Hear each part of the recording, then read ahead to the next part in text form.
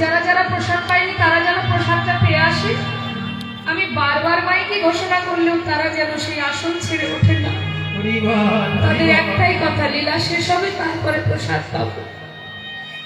নামেই সব, নামেই ক্ষুধা নিবারণ, নামেই তৃষ্ণা নিবারণ।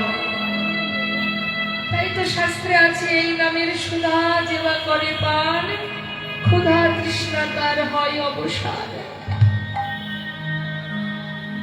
ঠিক আছে, নাই না পেলাম, কিছু সেবা না পেলাম, তাতে কি আছে? নাম করি বসে বসে, আপন মনে বসে বসে নাম করছি। জয় রাধা রমণ, জয় কুঞ্জ বিহারী রমণ, জয়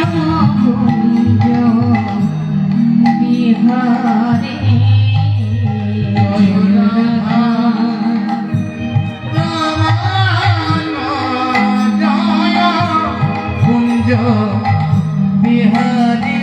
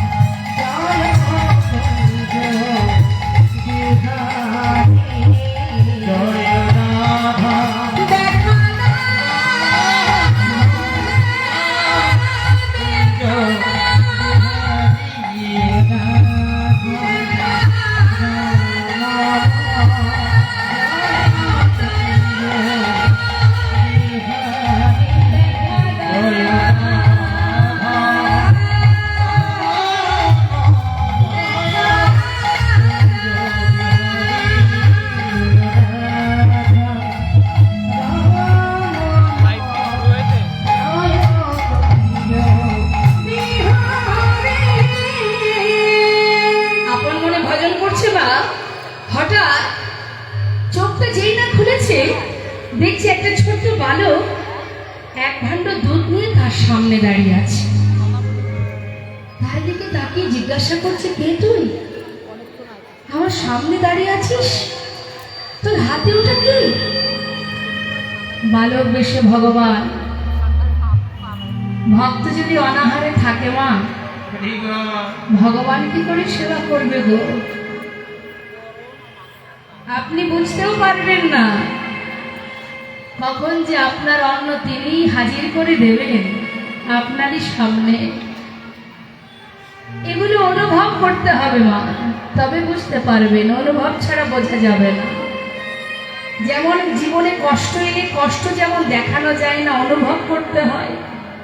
সুখ এলে কতটা সুখ এলো সেটা যেমন দেখানো যায় না, অনুভব করতে হয়। ভগবান যে সর্বদাই আপনার পাশে ছায়ার মতো আছে সেটাও অনুভব করতে হবে, তাহলে বুঝতে পারবেন না।